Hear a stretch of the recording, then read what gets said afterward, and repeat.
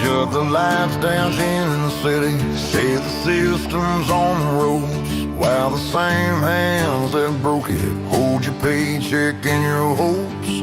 They'll sell your sweat for silver, call your sacrifice relief, but every drop of truth we bleed writes another line of belief. Freedom isn't free, it's carved in blood and fire and stone. It's the price of standing tall when they tell you to kneel and go home. They can lock up every promise, tax the air we breathe, but they'll never change the hearts of those who still believe. 'Cause freedom isn't free.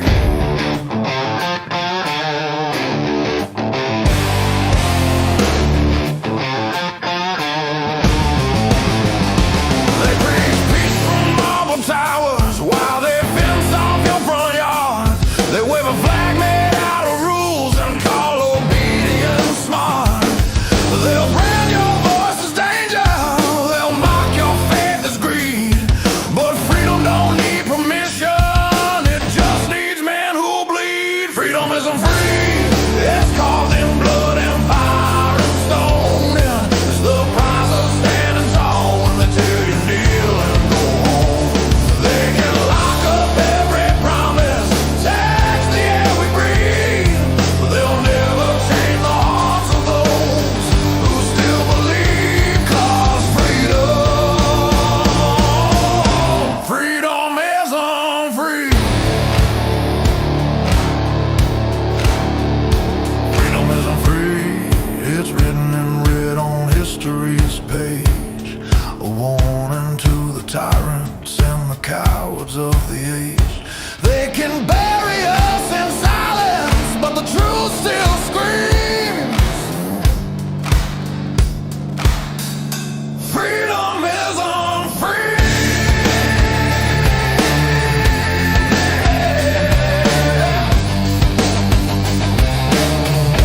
Freedom isn't free.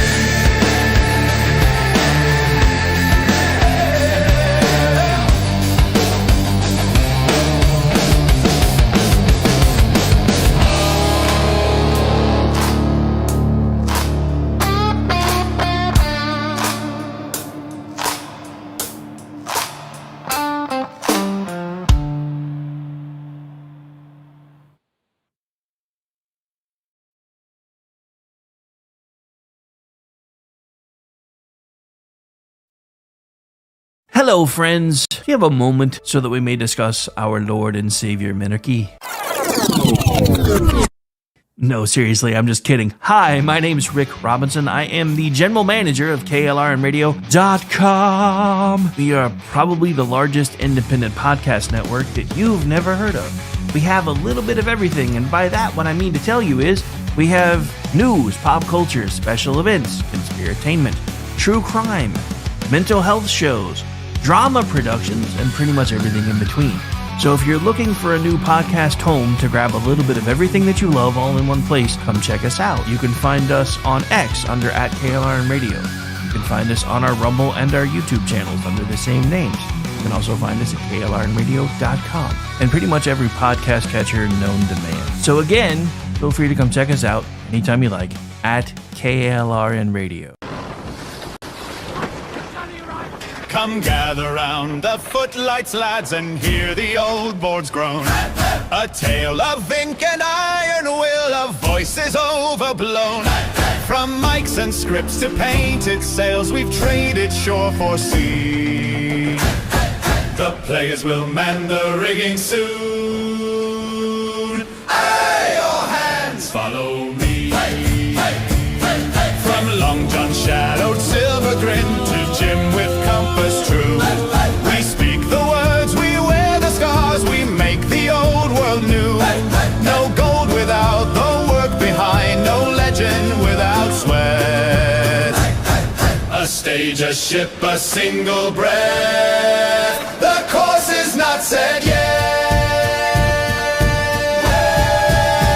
We players sail, we players sail, we players sail soon. All hands to KLRN Radio, setting sail for Treasure Island, March 2026.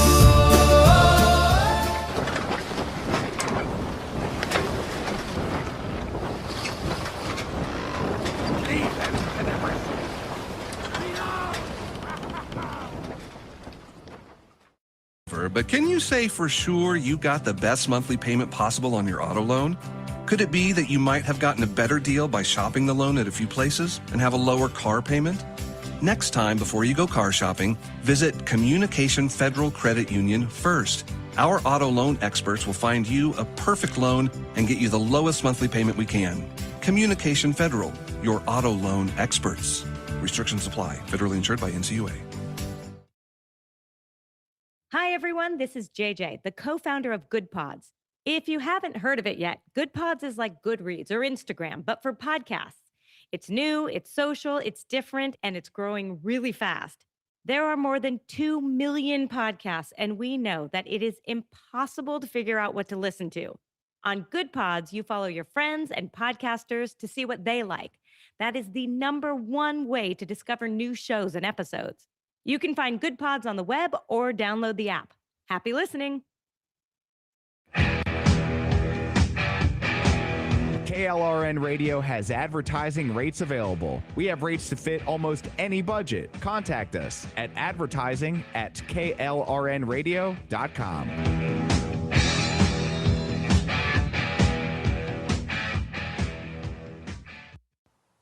The following program contains coarse language and adult themes. Listener discretion is advised.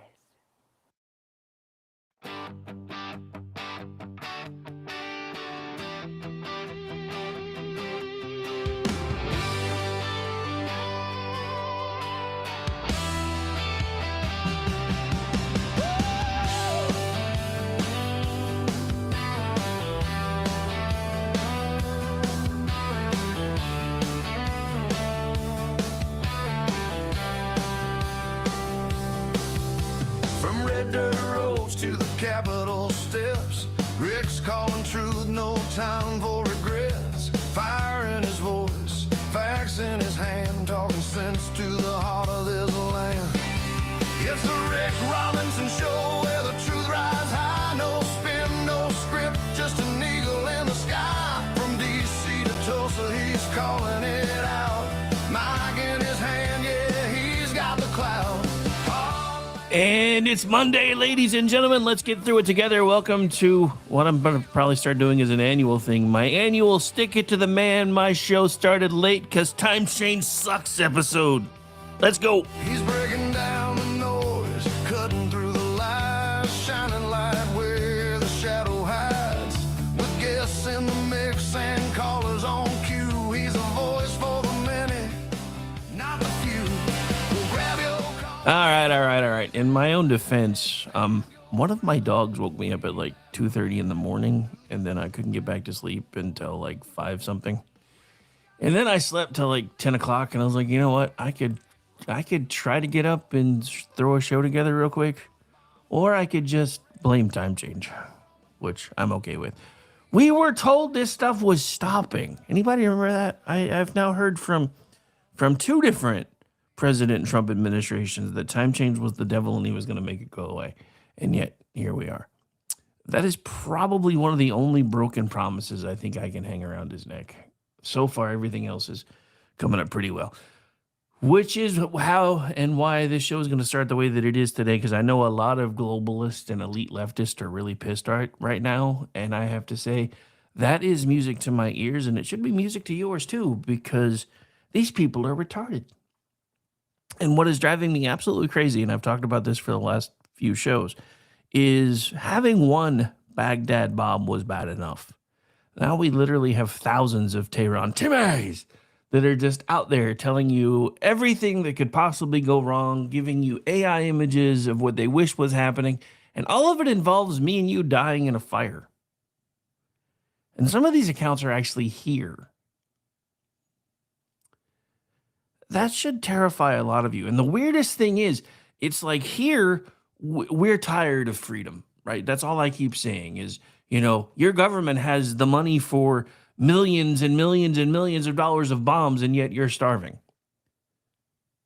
And everywhere else that has been under government thumb, they are screaming for freedom. Hell, I just saw a news story the other day that Cubans are starting to protest in the streets because of everything that's going on. So you've got Venezuela, you've got Cuba, now you've got Iran, if we have the nerve to keep putting our foot on their neck, which would reshape the entire Middle East. And I say it that way because unfortunately I'm already starting to see cracks, not with the administration, but with the supposed folks that are supposed to be on our side of the argument. I have seen 4 different stories today on Fox News about how bad gas prices are. You know what? These are the people that are screaming about the gas prices now were the same ones that told me and you that we needed to get used to paying $5 and $6 a gallon so that we could save the penguins and the polar bears. Or when the Ukraine thing first popped off and they're like, well, if it makes gas prices go up, but we make Ukraine better, isn't that still okay? Look, you can say what you want about the Ukraine thing. I understand why we didn't want to have anything to do with that. That wasn't our war. This is our war. And I can't emphasize that enough. This has been going on for 47 years. I'm only 52, just to give you a frame of reference. This has been going on for almost as long as I've been alive. The Iranian regime has done everything they can to destabilize the West, to destabilize Western culture, to cause as much havoc as it can, as often as it can, just because it wants to. And yet, here we are.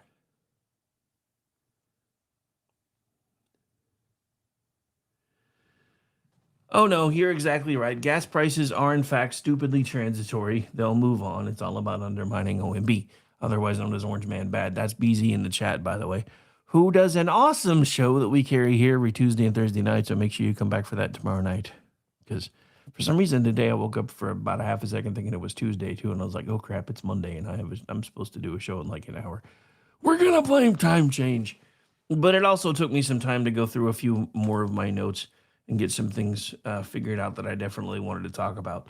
I found this interesting. So I saw this beforehand, where Jesse Jackson Jr. had basically said, "We don't want politics at my dad's funeral," or everybody calls them celebration of life ceremonies now. But they couldn't help themselves. Obama did it. Biden did it. Kamila Hamasnik did it. And this is why this stuff matters. This is the Democratic Party showing you exactly what you mean to them when they can't even respect your wishes regarding your father's end of life services. And so this is from our friends over at Town Hall. This is from Jeff Charles. Jesse Jackson Jr. chided former Democratic presidents Barack Obama, Bill Clinton, and Joe Biden the day after they gave a eulogy for his father during his memorial service, because it wasn't actually a eulogy. While speaking to a crowd of mourners in Chicago on Saturday, he pushed back against the 2 former presidents for using Reverend Jesse Jackson's memorial to take jabs at political opponents. Yesterday, and I quote, "I listened for several hours of 3 of the United States presidents who did not know Jesse Jackson," he said. He maintained a tense relationship with the political order, not because the presidents were white or black, but the demand of our message, the demands of speaking for the least of these, those who were disinherited, the damned, the dispossessed, the disrespected, demanded not Democrat or Republican solutions, but demanded a consistent prophetic voice that at no point in time ever sold us out as a people. So I'm gonna honestly say, I don't try. I'm not trying to speak ill of the dead, but I don't think Jesse Jackson's son knew him very well either. But I do find it interesting that he did specifically say this service will be open to everyone, regardless of political stripe, race, creed, etc. And yeah, so. And here we go. During the first day of the service on Friday, Obama and Biden spoke about the current political climate in America. Obama told the audience we are living in a time when it can be hard to cope. Each day we wake up to some new assault to our democratic institutions, not a democracy, by the way, another setback to the idea of the rule of law, an offense to common decency. Biden went on to say, we find ourselves in a challenging situation, folks. We have an administration that doesn't share any of our values, and I don't believe I'm exaggerating. Well, I do, because they share a lot of my values. Neither referred to President Donald Trump by name, but the message was quite clear.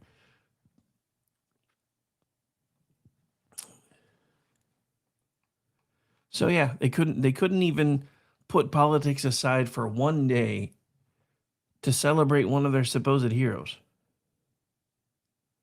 Because, like it or not, Jesse Jackson was a hero of the left. I personally, in my opinion, think that Jesse Jackson took a lot of what Martin Luther King Jr. stood for and twisted it to his own devices. But again, eulogies and funeral services are when we're really supposed to be able to put all this crap down for at least 5 seconds and celebrate the person. If you can't understand or see how myopic everything is for the Democrats now, based on just that alone, then I don't have any way to paint a clearer picture for you. Because these people don't care about you. They don't care about me. They don't care about the country. The only thing they care about is their ability to hang on to power long enough to ride through what they hope comes next and wind up on top when the new stuff kicks in. That's all this is about. That's all this has ever been about. And they have been able to take half the country and wrap them up so tightly in their feelings and their angst and their fears that they get their vote every single time. Doesn't matter how often they lie to you. Doesn't matter how often they prove to you that you don't matter.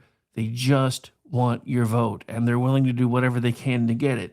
And then when they stopped being able to get it, they started importing new voters.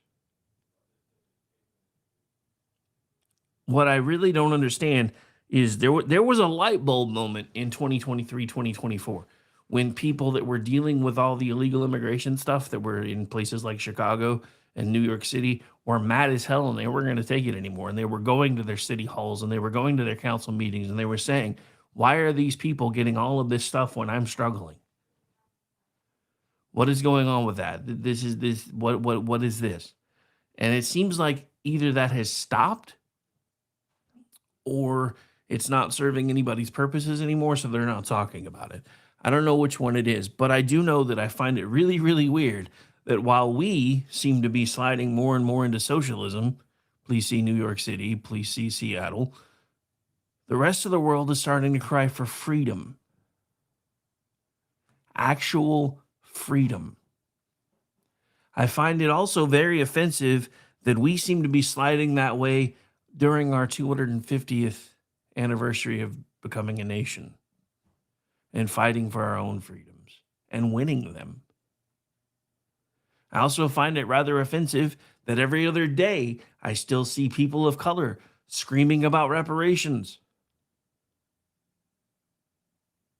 You are asking us to repay you for something that happened generations ago where the people that were already directly affected were already repaid. This isn't about warm, fuzzy feelings. This isn't about everybody's, got to understand that life is hard. Because here's the thing. If we're going to start giving reparations to slaves, guess what? I'm descended from slaves too. I'm part Native American, which means at one point I was part of the tribe I came from was probably enslaved by another one. I'm also part Irish. Guess what? Irish were slaves in America in the beginning when they first started coming over because they were different. Because that's the way the world worked back then. It was normal. It was expected. It was understood. We were one of the countries that started the process to change that, and yet everyone on the left still claims that we're the evil ones. If not for countries like us, slavery would still exist en masse. And like it or not, the truth of it is it still does, just really not here as much. They just changed the name and repackaged it. Now it's called human trafficking. Same thing. You're still selling people into slavery. You're still getting them somewhere, taking their passports away and forcing them to work for next to nothing until they repay whatever transitory cost you say they have cost you to get them to wherever you've put them. But even those people are starting to feel the cry of freedom because everybody's had enough. The one that just floored me was Iran. Seeing Iranians dancing in the streets, seeing women taking their hijabs off for probably the first time in public since some of them were born, without the risk of having acid thrown on their face or the risk of the government coming and rounding them up and torturing them for doing it because the government barely exists right now. It was astounding to me.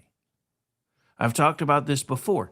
As a father of daughters and a grandfather to granddaughters, I thought I could logically comprehend what was happening in Iran. Until I saw the dam break. And I saw women crying and dancing with glee in the streets. I've seen women every time they have an internet connection posting videos telling the left in America and the left in Europe to leave them out of their mouths because they're fine with dying if it means Iran becomes a free nation again. Where did that level of intestinal fortitude go in America? Because there was a time, and it wasn't that long ago, that once bombs started falling, the bickering stopped. We got through it, we got through the other side of it, and then the bickering started again, and everybody started pointing fingers, well, if it wasn't for this and this, whatever. But you know what? I can live with that. I can't live with us hamstringing one another in the middle of a conflict. And I'm not talking about a little 4-6 hour stint in Benghazi where we left 4 people to die. That's not the same thing. That was stupid. That never should have happened in the way that it did.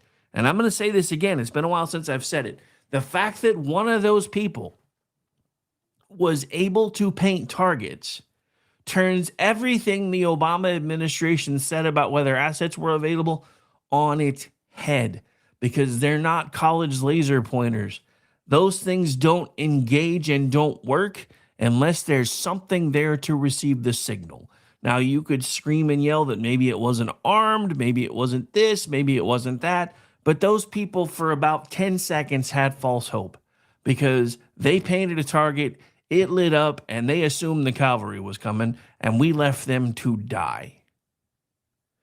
Now, for all of you that want to keep comparing this to that, go ahead. I will eat your fucking lunch because it's not the same thing. It is nowhere near the same thing. And the simple fact of the matter is, this isn't a war. This is a liberation.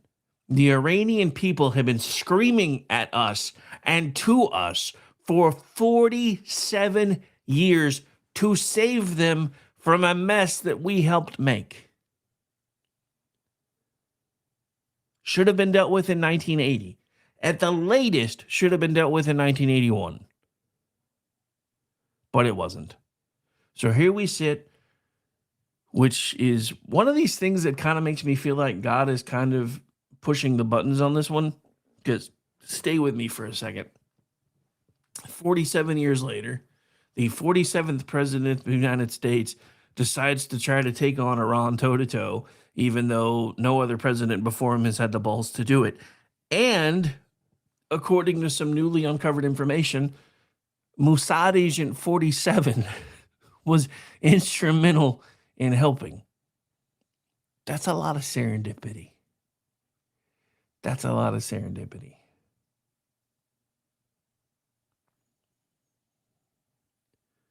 I mean, I'm just being honest. That is a lot of serendipity. All right, so that was first news hit of the day. Jesse Jackson is pissed at Democrats. Let's see if it makes any difference. I somehow doubt that it will, but you never know. All right, so remember that? Well, we hadn't really talked about it yet, but there was a bombing attempt. Gracie Mansion in New York City.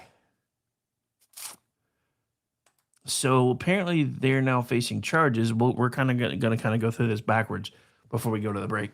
This is from Town Hall, Amy Curtis. News about the attempted terror attack that took place in New York over the weekend keeps coming. And we learned about the families of Ibrahim Kayumi, 19, and Emir Balat, 18, earlier. Kayumi's parents own a 5,800 square foot home in Pennsylvania and are naturalized citizens from Afghanistan, while Balat's parents come from Turkey, and they were naturalized in 2017. Now we know what charges the pair are facing, and we're learning of a startling admission about their intent. First, we'll go into the charges. According to the Communist News Network, otherwise known as CNN, Kayumi and Balat are both facing charges of providing material support to a terrorist organization and using a weapon of mass destruction. Attorney General Pam Bondi said the Justice Department will not allow ISIS to threaten Americans. We have charged the two alleged ISIS-inspired terrorists who attempted to bomb a protest in New York City. We will not allow ISIS's poisonous anti-American ideology to threaten this nation. Our law enforcement officers will remain vigilant. And here's more from Fox News, who said the pair will appear in federal court today. Images of the homemade bombs were shared too, showing them containing screws, nuts, and bolts. And hang on. Yeah, I'll take care of it on the break. Sorry, I noticed something and I don't think she caught it. So anyway, so this is from Nick Sorter's account. DOJ has officially charged the Muslim who threw a bomb at anti-Islam protesters with multiple terror-related charges, per AG Bondi. So yeah, that's the the funniest thing about all of this is watching the video, and I was going to try to find it, but I haven't really found it yet.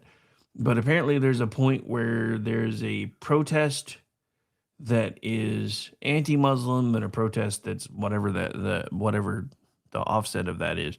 And so the two are coming together, and one of them is screaming to the other one, and it's the people that are of the left, "We don't want you here. The fascists don't need to be here." But right before they said that, they said everybody's welcome. In this country, everybody's welcome. We don't need you here. We don't want you here. Get rid of the fascists. I'm like, aren't they part of everyone? So, yeah.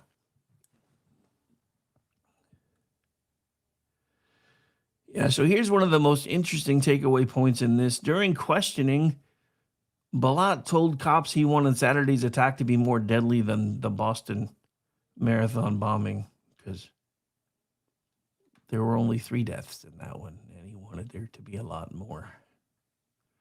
So yeah, fun times, fun times. All right. Let's see.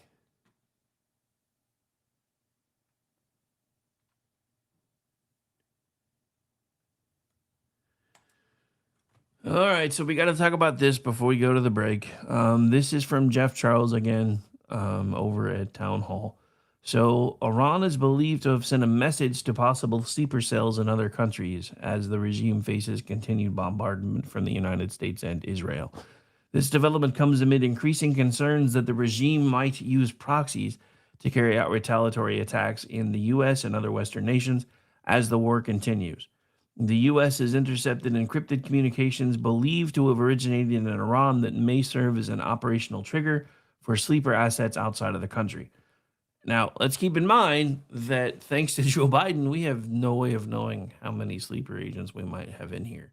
And it's interesting that we're just now starting to talk about this with the upcreep and weird things that have been happening for the last couple of weeks. I think it's time for us to face the reality that we are going to have to put our heads on a swivel for a while. I'm not saying that we should stop anything that we're doing, because God no. At this point, that just makes everything worse.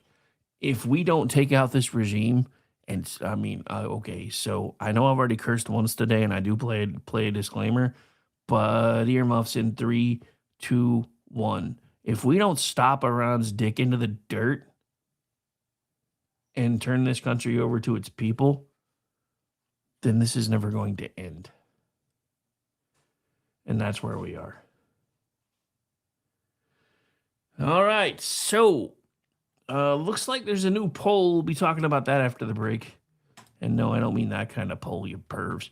All right, so in honor of law enforcement helping to stop a giant terror attack, let's play something that I normally only play on Fridays. We'll be right back. Stay tuned.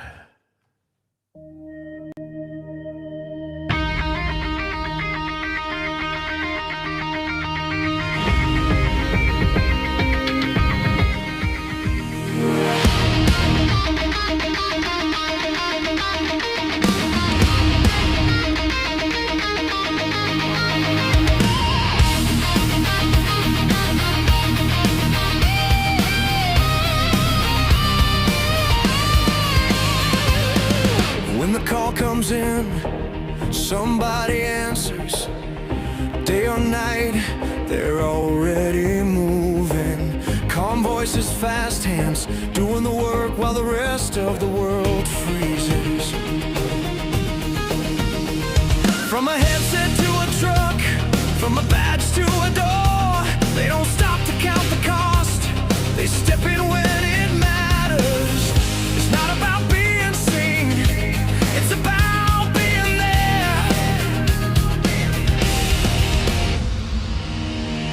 They're holding the line when the lines go dead, standing their ground when the world goes dark. They're the calm in the chaos, holding the line through the fire, the flood.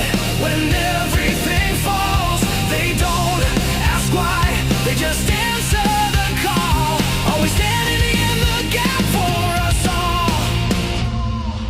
Before the sirens faded, before the scene is clear, someone's already making sense of the moment. Keeping people alive, keeping things from getting worse. Some run toward danger, some stay behind and hold it together. Different roles, same weight, same promise to show up.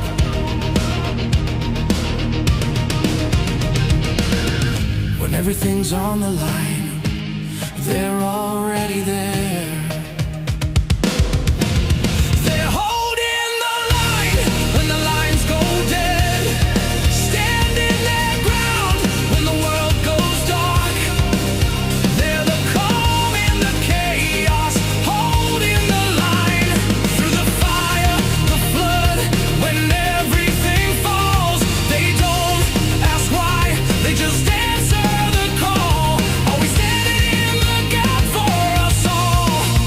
This is service, this is sacrifice, this is how lives are saved. No spotlight, no applause, just showing up again and again. They're holding the line when the world goes dark. When everything's breaking, they hold their ground. They're the calm in the chaos, holding the line. So we raise our voices for the ones who stand. Every voice, every badge, every helping hand. They don't ask why, they just answer the call. Always standing in the gap for us all. Always standing in the gap for us all.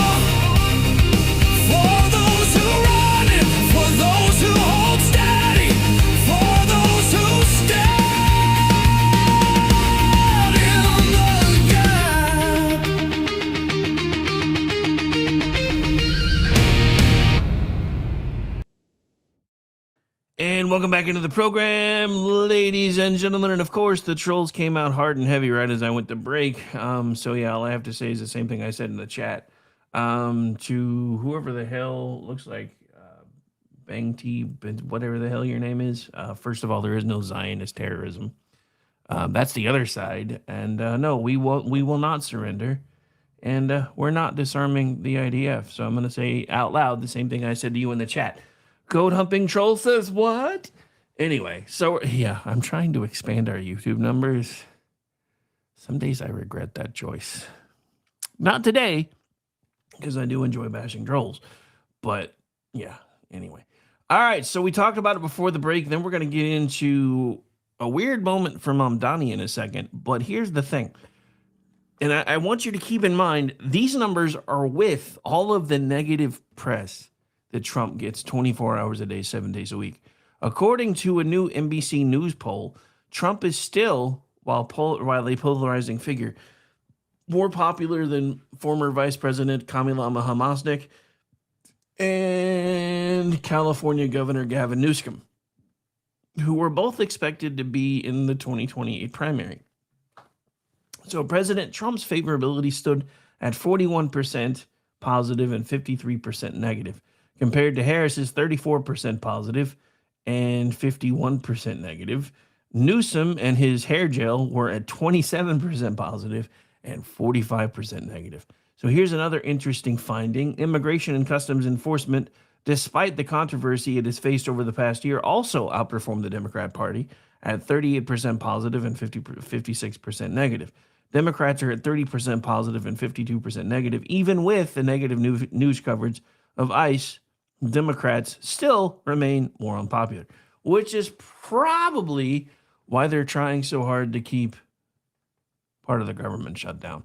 So Democrats did, however, have some positive news, as voters preferred a Democrat-controlled Congress by 50% to 44%, but Republicans still hold a 27% advantage on border security, a 22-point advantage on crime, and a 12-point advantage on immigration when respondents were asked which party would handle these issues more effectively. So this, again, is part of why I think we have become dysfunctional. Because according to the pollers, when asked, 50% of Americans say they would prefer a Democrat-controlled Congress, but they still want border security, etc. Are we really that divorced from reality that we don't understand that the Democrats don't care? The demon rats don't care about any of that anymore? Because they just don't? Is that how divorced from reality our population has become? Because I'm really starting to think that might be how divorced from reality our population has become, which is kind of terrifying when you think about it. All right, so here's a weird moment from Mamdani. This happened yesterday. Actually, I think it was today. Yeah, it looks like it was today. Sorry, I misread. All right, but let me get this queued up here.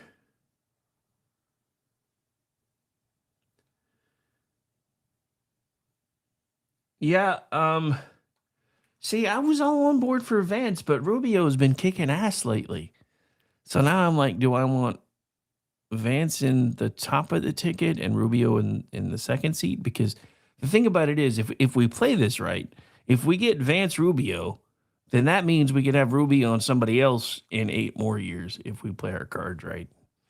So, yeah, I don't know.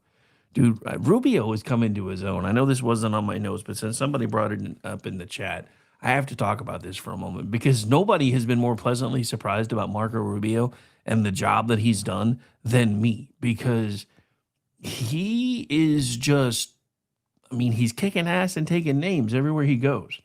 All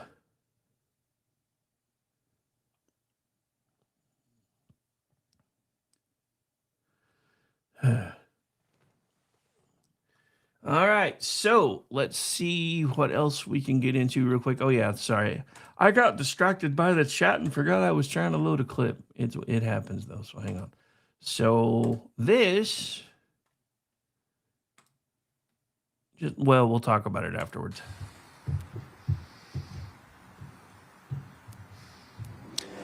Good morning. On Saturday, a protest was held outside Gracie Mansion, where I live with my wife, Rama. Neither of us were home at the time. This was a vile protest rooted in white supremacy entitled Stop the Islamic Takeover of New York City. I'm the first Muslim mayor of our city. Anti-Muslim bigotry is nothing new to me, nor is it anything new for the 1 million or so Muslim New Yorkers who know this city as our home. All right, so there you have part of the press conference. We're going to go into the article a little bit now that we've played the clip, though, so hang on.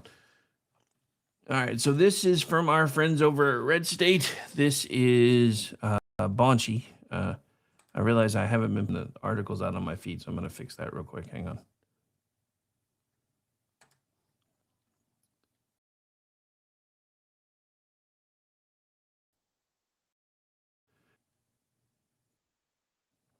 So hang on, let me get into this. Mondami yesterday, white supremacist Jake Lang organized a protest outside Gracie Mansion, rooted in bigotry and racism. Such hate has no place in New York City. It is an affront to our city's values and the unity that defines who we are. I'm gonna say that's not white supremacy. That is a grounded fear of Islam, because you guys have this weird thing called Islamophobia. The suffix phobia means an irrational fear of. No one who has a fear of Islam has an irrational fear of it. So what followed was even more disturbing. Violence at a protest is never acceptable. The attempt to use an explosive device and hurt others is not only criminal, it is reprehensible and the antithesis of who we are. Is it really, though? I want to thank the brave men and women of the NYPD, who I trash talk every other day, who acted quickly to keep New Yorkers safe. Our officers ran towards danger without hesitation, demonstrating once again the courage and dedication it takes to protect this city every single day. My administration is closely monitoring the situation, and I remain in close contact with our police commissioner. I would like to remind everybody that the same guy who just gave a attaboy to NYPD was the same guy who went and visited a robbery suspect in the hospital, not the cop that was also in the hospital. So anyway. So, of course, Mandami had a presser scheduled for Monday morning. And first thought, of course, is exactly what he did. He's going to condemn Islamophobia, isn't he? Sure enough, those were his opening comments. As I said, you can't parody this guy. If you listen to his full remarks, while he specifically mentions and condemns white supremacy, he never condemns Islamism, despite it being the known motivation for the attack. I guess some ideologies are worth mentioning more than others. Or more likely, Mandami is so compromised that he wouldn't dare say anything about negative about Islam. He can't say anything negative about Islam. He can't, or they're going to kill him. That's the whole point. Okay, so conservatives are blinded by their ignorance. Would you care to give a point to that, or are you just going to drop into my chat, drop a bomb, and run? Yeah, exactly, BZ. I mean, he can't exactly condemn himself. So there's that. There's that. All right. Anyway, let's see what other trouble we can get into here real quick. I think, if I remember right, I have quite a few bookmarks from other stuff that I wanted to talk about today. So we're going to start getting into some of those. So while all of that was happening, or around the same time, I think this was actually from Sunday. So Saturday, we had folks trying to blow up people in front of Gracie Mansion. And then Sunday, we had this in New York City, which, again, kind of surprises me, if I'm being completely honest.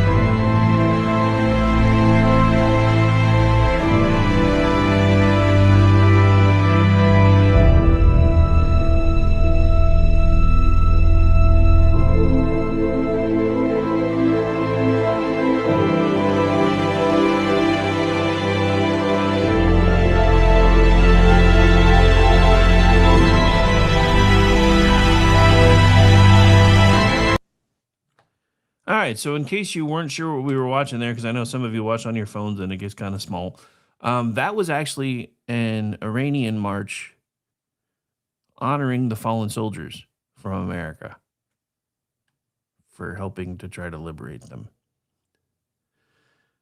Which is, again, I mean, if you want, this is a point when I have to admit some of my own prejudices. I really thought, especially after 9/11, when they showed Iranians dancing in the streets, screaming death to America after we got hit, I believed what I saw.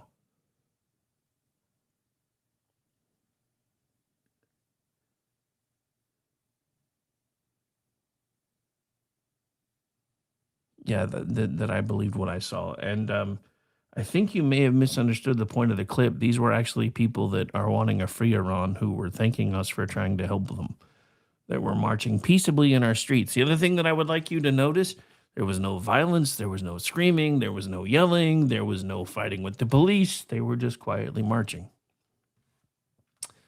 Anyway, but yeah, so I have to admit some of my own prejudices. Because after 9/11, when they started showing all the people in the Middle East that were dancing in the street screaming death to America, I believed it was genuine. I'm now starting to understand that most of those things that were recorded that way, they didn't have a choice. And the people of Iran have never really had a problem with us. The leadership in Iran definitely has. All right. Oh boy. Oh, wait. Hang on. This just came out like a few minutes ago. So this is from Red State. You guys might want to get your popcorn ready because according to Nick Arama, there's about to be something huge happening. So President Donald Trump just made a big decision that will likely expose a lot of information that was not released about Joe Biden during his occupation of the Oval Office. Trump has rejected Biden's claim of executive privilege to not turn over documents requested in various Senate probes, determining it is not in the best interest of the United States.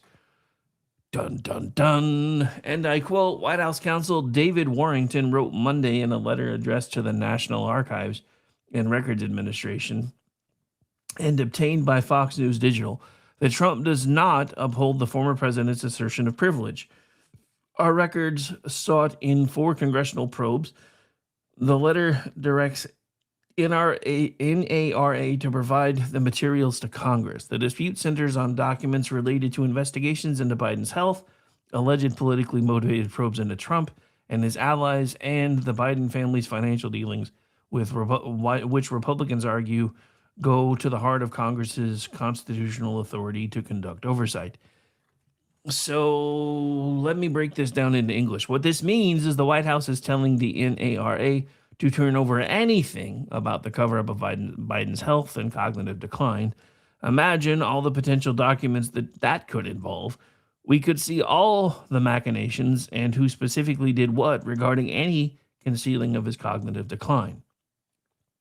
And I quote, the abuse of the auto pen that took place during the Biden presidency and the extraordinary efforts to shield President Biden's diminished faculties from the public must be subject to a full accounting to ensure nothing similar ever happens again, according to Warrington. Warrington had previously weighed in when Trump denied the executive privilege regarding the auto pen issue. The Senate was also trying to get records related to coordinated efforts by the Biden administration against President Trump and his staff through politically motivated investigations. That could also reap a gold mine of interesting things. So yeah, I think it might be time to get the popcorn ready.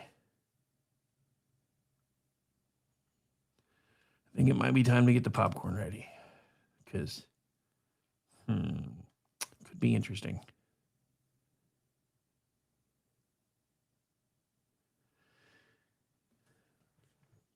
All right, so let's see. There was one. Oh, let me go back into my bookmarks because I had more. I got distracted by the headline.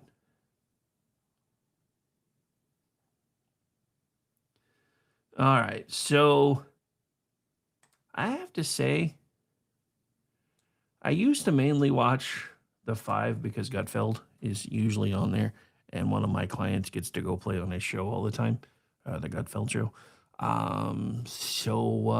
Yeah, One of the other bright spots I'm finding has been TRRS. I think he is being a bit prophetic here, and I don't necessarily think he's wrong either. All right, so let me get this pulled up on the screen. I'm excited about this. I will get my banner. I'll put my beard on the line. I think by summertime, it's going to be an amazing time to be an American. It's going to be an amazing time to be all over the world because the sheriff is back. Listen, one of the things you guys argue a lot about is one of the biggest things was, how it's going well because they brought up gas prices. That was the thing. Or, we might be out of bombs. Those are the talking points. But here's the thing. When I'm anti-war also until my countrymen are sent out to war. Then I'm all for it, full regalia. Our troops are out there doing the thing. So you know what? High gas prices, no big deal. Food prices, no tech, all these things. Because you know what? In World War II, our American people who stayed home sacrificed everything to support our troops. So if the gas prices go up, and it's nice because we know why they went up now. Before, when prices went up, we'd be like, hey, Biden, why is this happening? Oh, Trump did it. President said, yeah, you're going to feel a pinch because this is what happens when you support the great American men and women who are just, if this was a boxing match, they would have stopped it. The president does not, I think Greg said this yesterday, I'm 1,000% behind him. He does not go into deals he does not know how to get out of. This is a completely different situation, and you keep bringing up things from the past. We've never seen a response from the Middle East like we have now. We're seeing Iran is done. They are done. And the longer it drags out, it's not going to be that long. The president wouldn't put us in this position. He's proved over and over and over again that he's an anti-war president. And your talking points, and just keeping it real, every time somebody quotes media as a source, I and most of the American people laugh. You guys have no credibility. So whatever polls you want, the only poll that I'm seeing right now is there's no flags poll flying in Iran right now. So good on USA. Keep doing your thing, making the world. And he's not wrong. I mean, part of what he goes on to say, and it's not actually part of this clip, is that he thinks a lot of this is going to be resolved by mid or late summer. I don't know if I'm that optimistic, but I do know this. Everything that we thought we knew about what would happen if we took Iran on toe-to-toe seems to be being turned on its head. Now, I realize there aren't any boots on the ground yet, but I also know that President Trump is probably smart enough to make sure that when there are boots on the ground, they won't be ours. I know he had already shot down the idea of Iraqi Kurds going in, but Iran has Kurds too, and they're already saying they're willing to help. I know a little bit more than I should, but I'm not going to say too much. But I do know, thanks to a source, that the CIA is starting to work on getting arms shipments to the Iranian people. So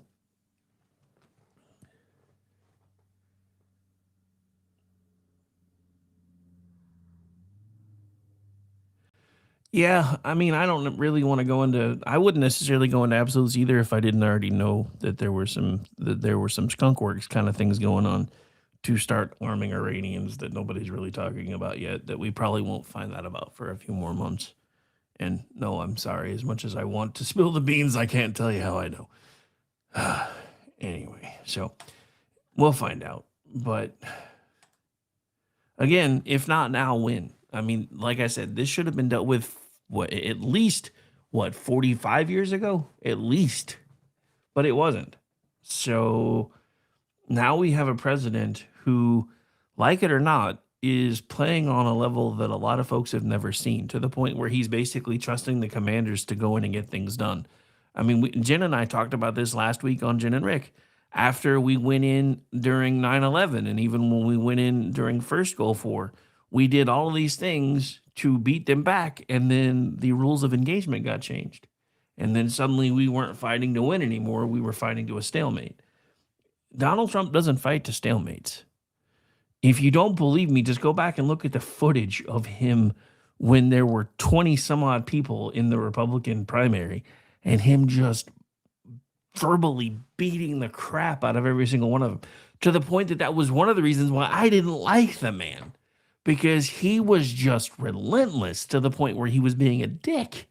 I mean, hell, I wrote an entire piece when I was submitting op-eds to American Action News back in the day about how if I were, at that point it was Ted Cruz, I believe, if I were Ted Cruz after the post first debate dust up where Donald Trump started accusing Cruz of having an affair and talk shit about Cruz's wife, I would, if it were me, I would have just marched up onto the dais, waited for the cameras to start rolling, turned to Donald Trump, marched over, socked him right in the fucking jaw, and then been like, if this is who you want, you can have him. And I wrote an entire piece about that because where I'm from, you don't talk trash about a man's wife. Regardless, I don't care. So yeah, that was one of the reasons why I did not vote for Trump in 2016. There were others, but that was one of the first ones. The second one also happened on a debate stage when I'm sitting here listening to him do a very good impression of Mojo Jojo. The military will do these things that I have told them to do because I have told them to do them because I am commander-in-chief. Wahaha. And that's what he's basically telling everybody that, you know, if he starts ordering the military to go kick in doors, then by God, they're going to go kick in doors. I was like, eh. And then he got elected. And then either he's a genius or he's the Leslie Nielsen of presidents because he either accidentally fixed a lot of shit or he knew what he was doing, which is why I did vote for him the second time and I voted for him the third time. And I don't have an issue with this conflict because this is one that we knew was coming. We kept trying to kick the can down the road on it. We kept saying not today. We kept leaving it to one generation left it to their children, the next generation left it to their children. And as for me, I'm kind of like, I would rather this be dealt with now so that my grandchildren don't have this problem. Because I have grandkids now.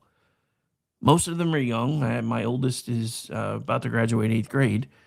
And I don't want them growing up in the same kind of world that I grew up in, where, you know, your desk was combination earthquake shelter, fallout shelter, duck and cover shelter, tornado shelter, all of the above. I don't want them growing up in that kind of world. And we can actually help stop that. And one of the things that I loved TRRS brought home is one of the same points that I've been trying to make this entire time. And that is this: once the bombs start falling, the fight is over. There's plenty of time to fight about who did what right and who did what wrong later. But for now, everybody should be being united, and they're not. And that saddens me in ways that I can't even begin to explain. It saddens me. But we have come up to the end of hour 1, so we're going to take a quick break. When we come back, plenty more things to discuss. My name is Rick Robinson. Want to give a quick shout out to the mostly YouTube trolls and a couple of folks that have been nice in there chatting. It's nice to have you hanging out. I do this thing usually every Monday, Wednesday, and Friday. Normally at noon, but this is my annual time change sucks, so I'm doing my late show because I can. We'll be right back. Stay tuned.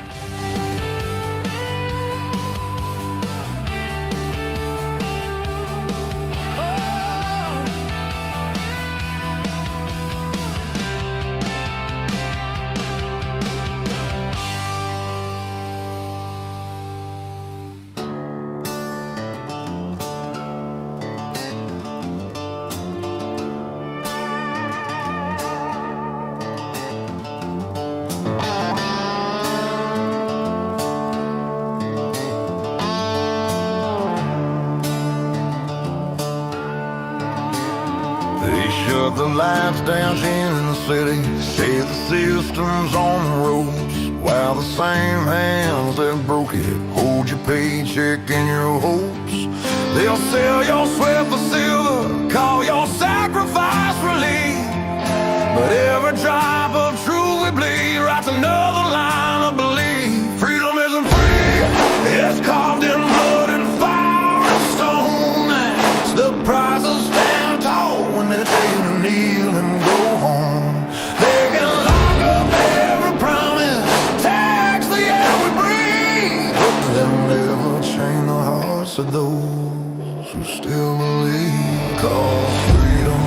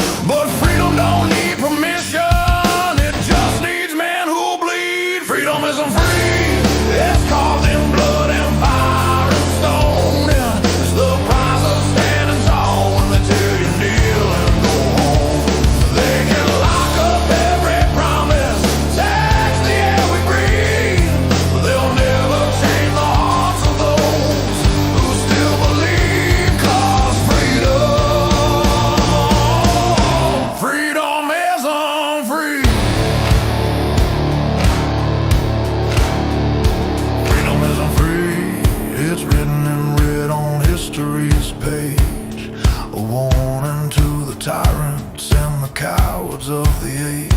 They can bury us in silence, but the truth still screams. Freedom is on free.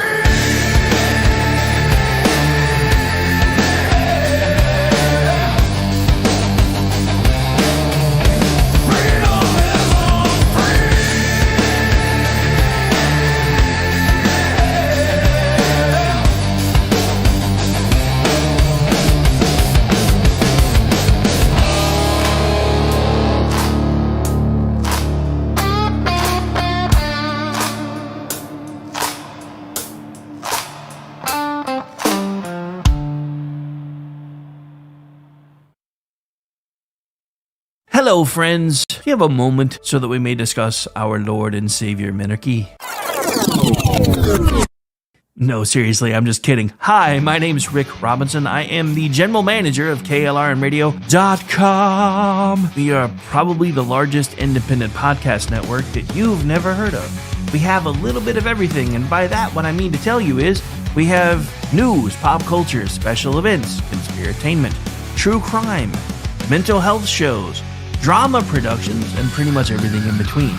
So if you're looking for a new podcast home to grab a little bit of everything that you love all in one place, come check us out. You can find us on X under @KLRNradio. You can find us on our Rumble and our YouTube channels under the same names.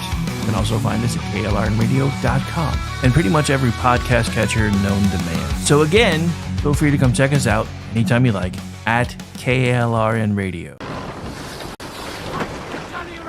Come gather round the footlights, lads, and hear the old boards groan. A tale of ink and iron will, of voices overblown. From mics and scripts to painted sails, we've traded shore for sea. The players will man the rigging soon. Aye, your hands, follow me. From Long John shadowed silver grin to Jim with compass true. We speak the words, we wear the scars, we make the old world new. No gold without the work behind, no legend without sweat. A stage, a ship, a single breath. The course is not set yet. We play a sail, we play a sail, we play a sail soon. All hands to KLRN Radio, setting sail for Treasure Island, March 2026.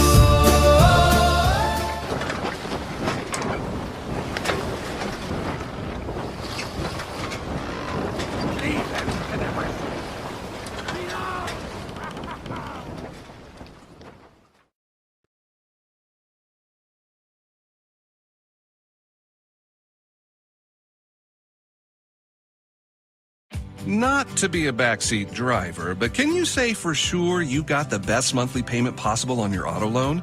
Could it be that you might have gotten a better deal by shopping the loan at a few places and have a lower car payment?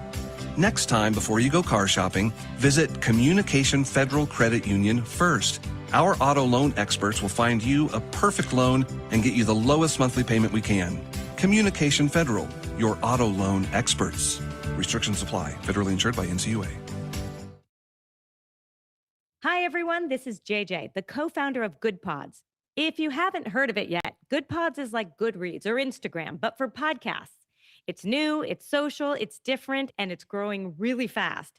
There are more than 2 million podcasts, and we know that it is impossible to figure out what to listen to. On Good Pods, you follow your friends and podcasters to see what they like. That is the #1 way to discover new shows and episodes. You can find Good Pods on the web or download the app. Happy listening. KLRN Radio has advertising rates available. We have rates to fit almost any budget. Contact us at advertising@klrnradio.com.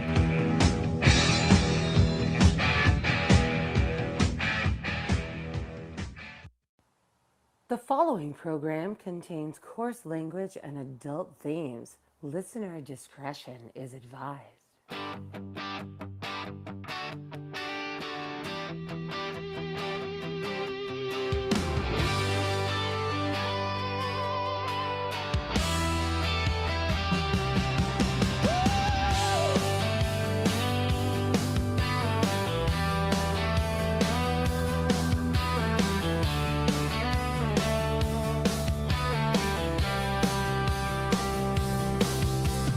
red dirt roads to the Capitol steps, Rick's calling truth, no time for regrets. Fire in his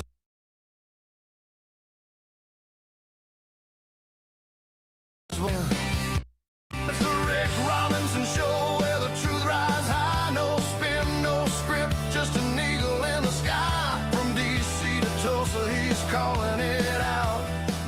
And welcome back into the Oh My God, It's Monday again edition. It's also Time Change Monday, which is why the show's later than usual. But I decided, you know what, since I'm kind of my own boss over here, I started the process to do an annual time change sucks, and we're going to do the show when I feel like it doing the show kind of thing. So it's new.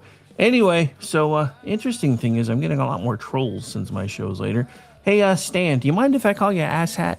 I didn't think you'd mind. So let's take this in order. Adolf Trump. Remind me again how Hitler tried to help the Jews.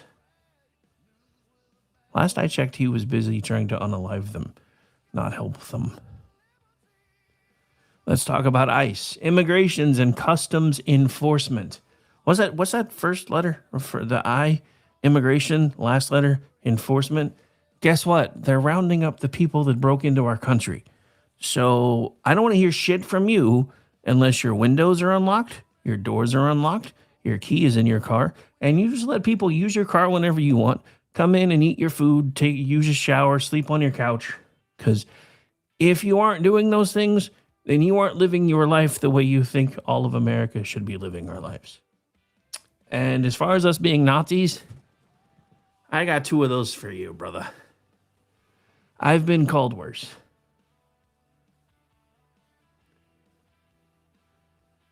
Can you play what? Anyway, BZ, I don't know what you're asking me, but I probably wouldn't care. I don't really know what you're trying to ask me, though. So, anyway, so let's get back into some of these clipses, because we got clipses. We got more clipses. We got more clipses. Apparently that one is not showing up on my screen very well anymore. I think I already had it loaded, though, so I forgot what I was doing. All right. So we're not even going to talk about this one first.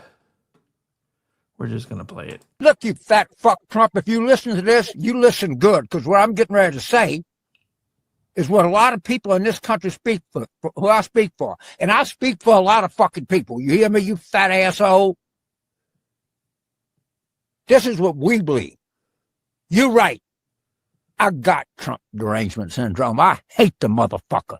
And you know what? I don't want to get rid of it. I don't want to get better. I want to get worse. I want to hate him more.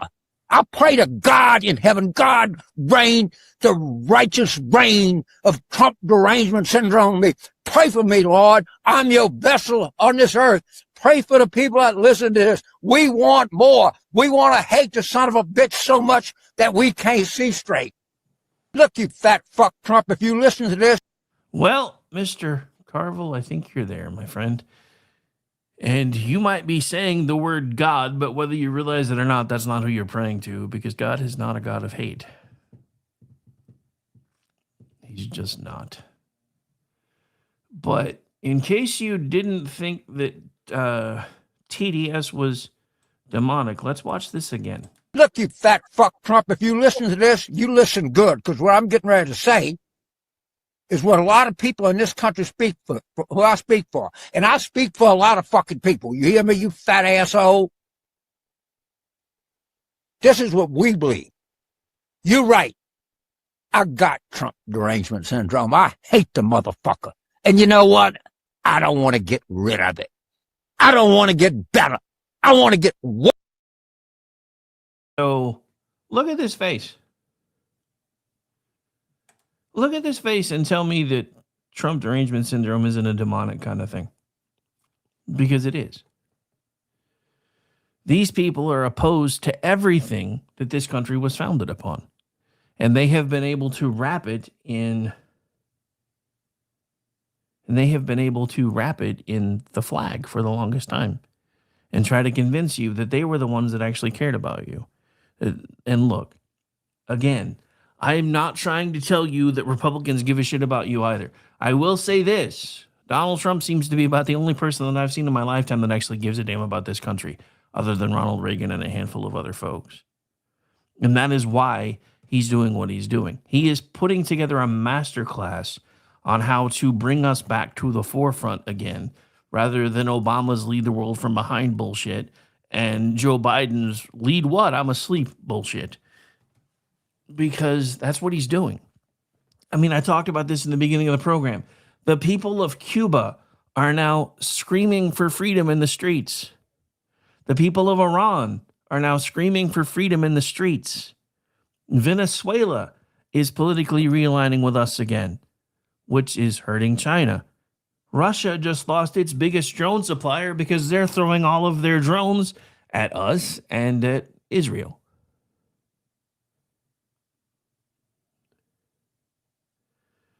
Yeah, that one too. Yeah, unless you're sheltering at least 10 illegal aliens in your home, then I don't want to hear shit from you. But anyway, all right. So, James Carville, holy crap. The funny thing is, that whole "it's the economy, stupid" line, that was his. The man used to be a political powerhouse. Now his brain's been eaten.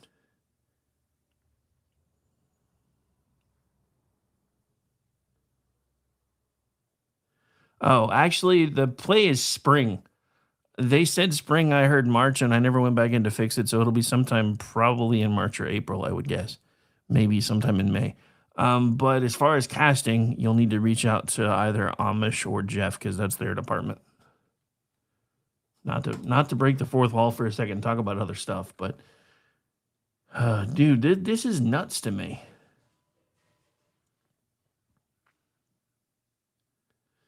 All right, so we got to talk about this one again, because this one still surprises me. I never thought I'd hear this man speaking so much truth in less than a minute and a half. But here we go.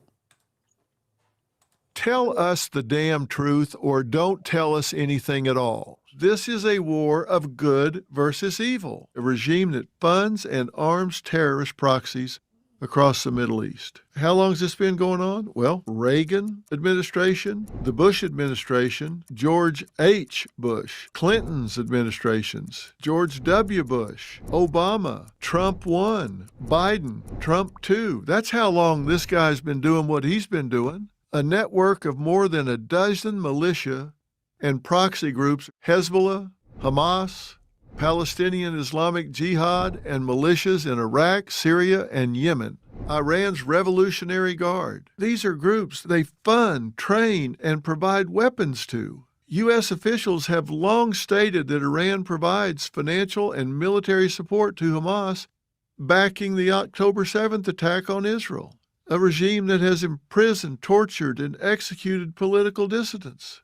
A UN report found that Iran executed at least 975 people in 2024. That's one of the highest totals globally. We are being misled by the media because it only wants you to believe what they want you to believe.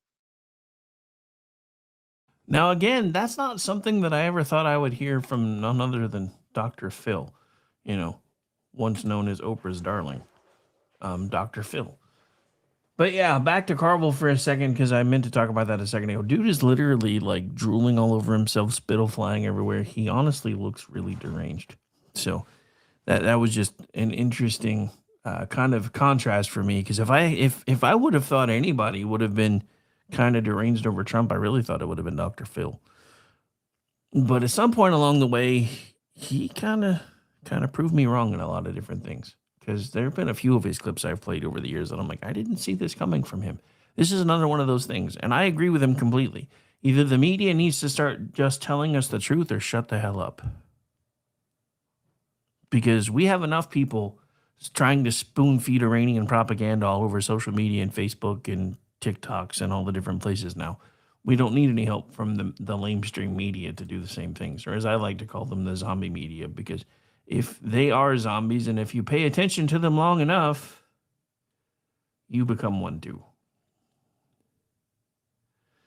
All right, so you may have heard some of this earlier today.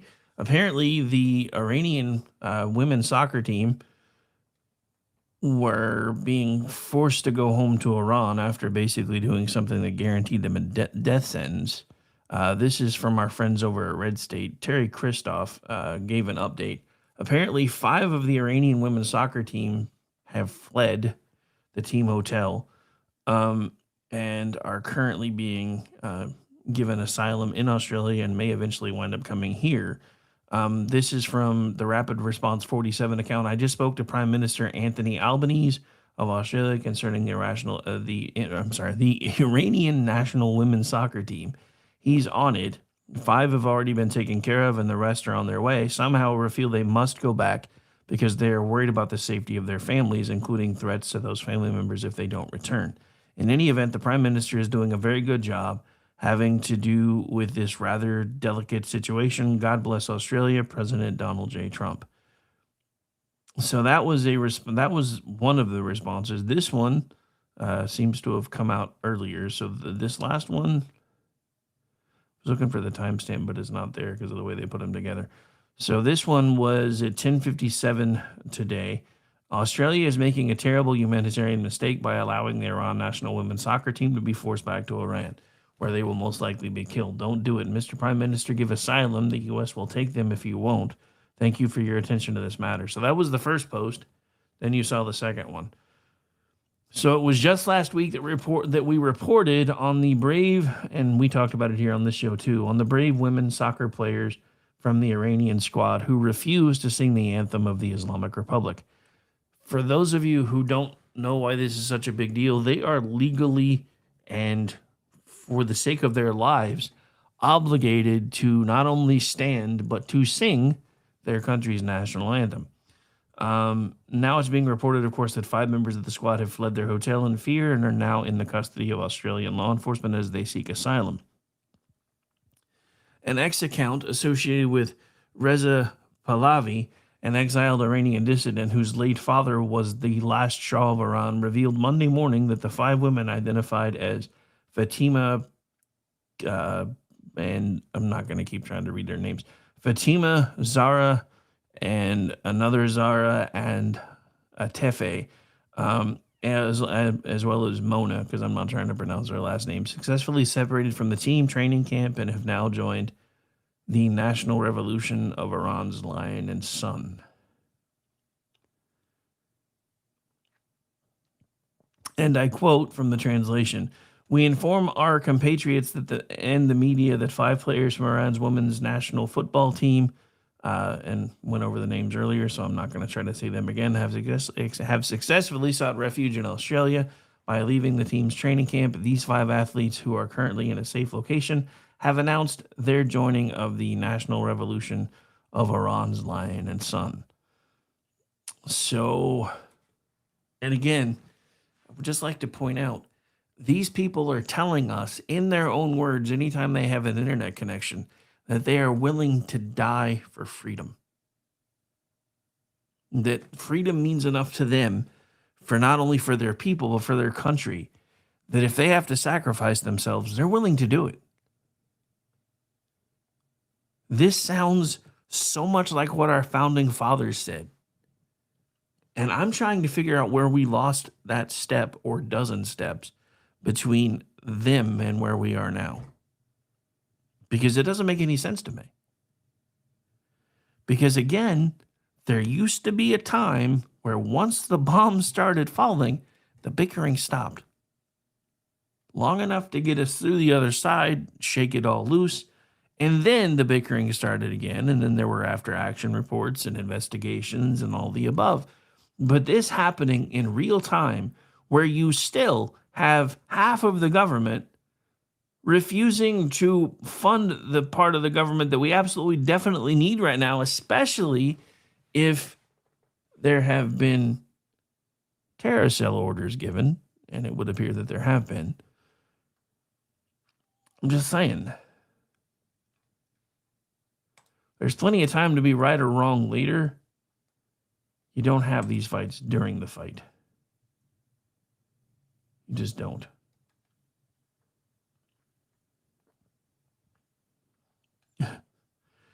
All right, so we got to talk about this, and I was actually going to do an entire show about this on Kingdom and Country last night. I will probably do it on Wednesday because this is usually when I do the Wednesday Bible study week. Thanks to the time change and trying to make my rounds to folks that I knew that were in the hospital, by the time I got home, I was completely exhausted. And yes, unfortunately, I know more than one that are currently in the hospital right now.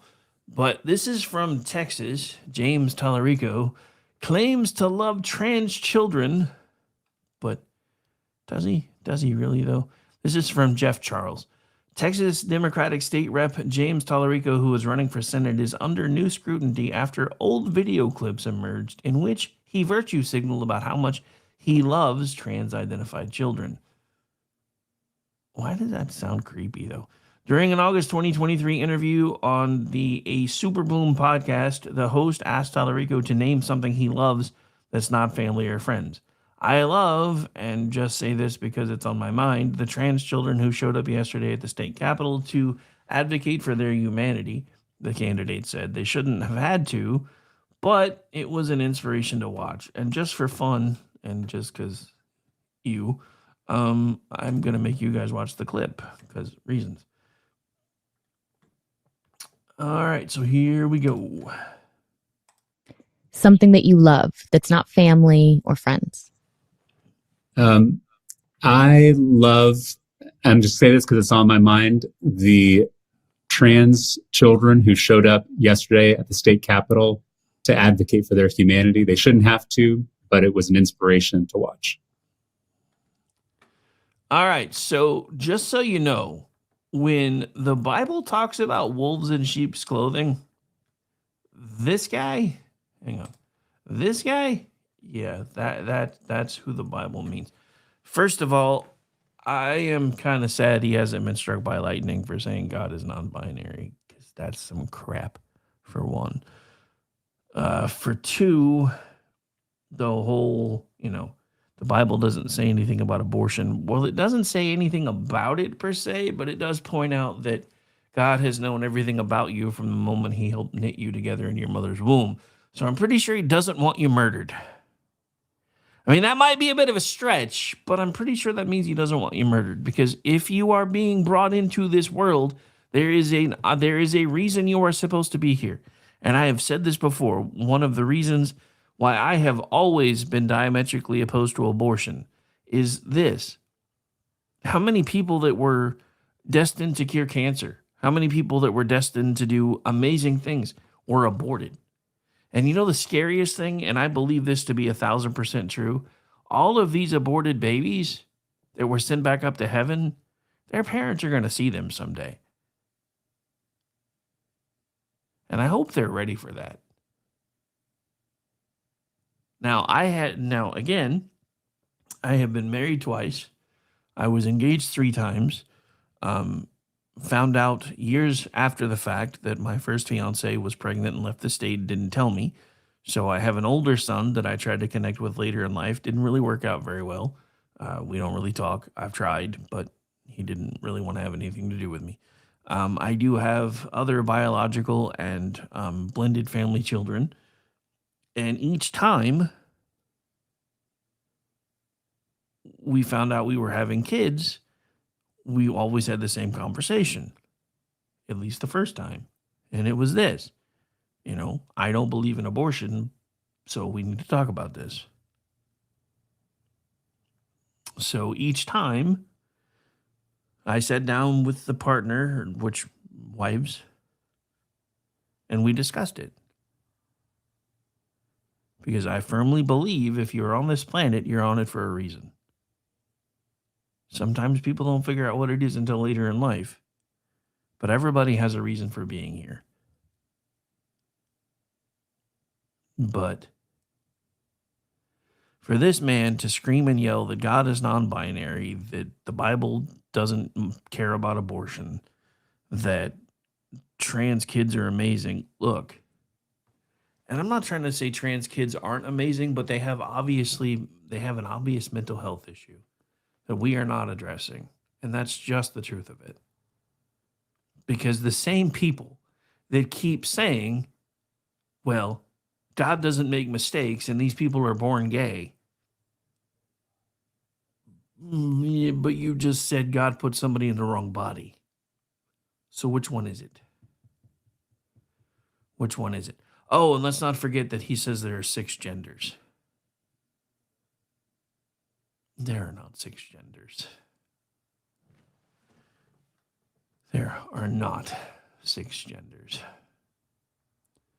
You can claim there are, and you can try to say that you're being, you're being cool, but you're really not. All right, so let's see.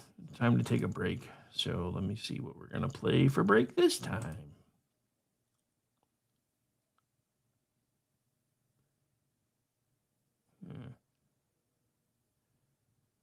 Don't really have a lot of them loaded yet.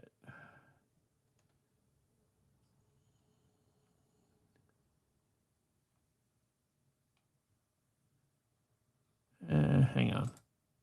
Let me get this another way, because I thought I had them loaded in my deck, but I don't. So hang on.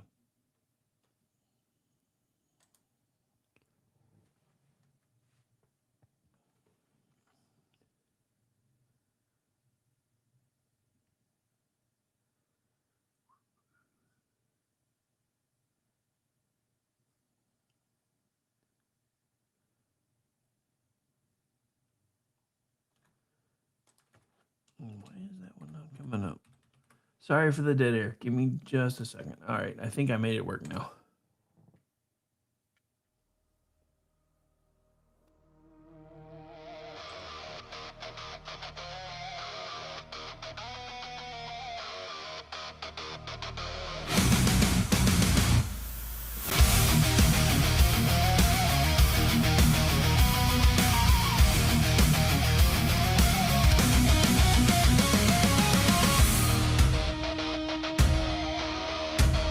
He swore an oath to make a difference, ran for danger while others turned away.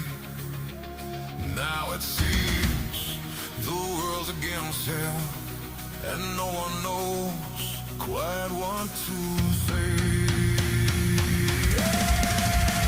Live the life and follow the path forged in fire.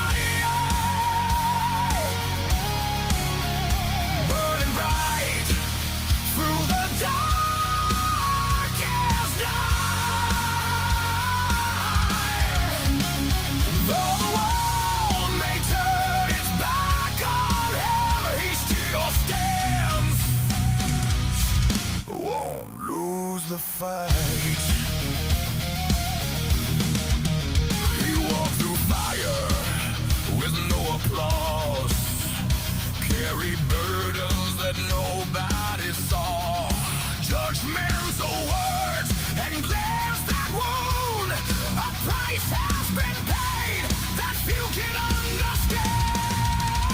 Live the life and follow the path forged in fire. Burning bright through the darkest night. Though the world may turn its back on him, he still stands.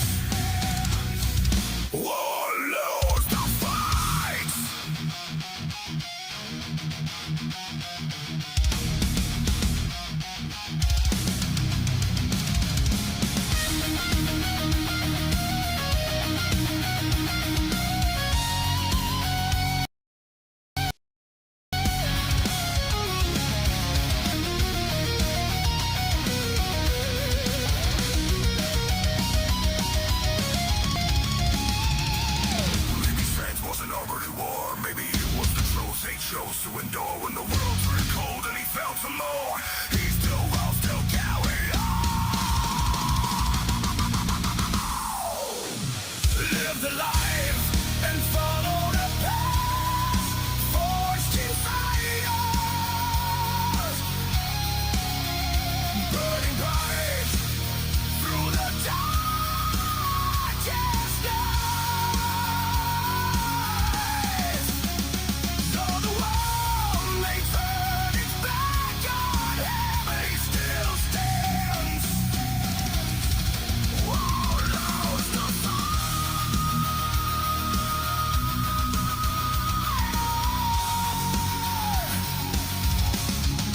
backbone laid in fire.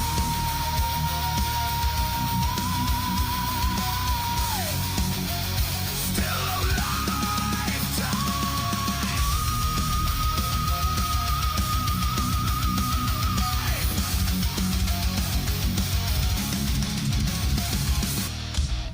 To every former but current member of law enforcement, thank you.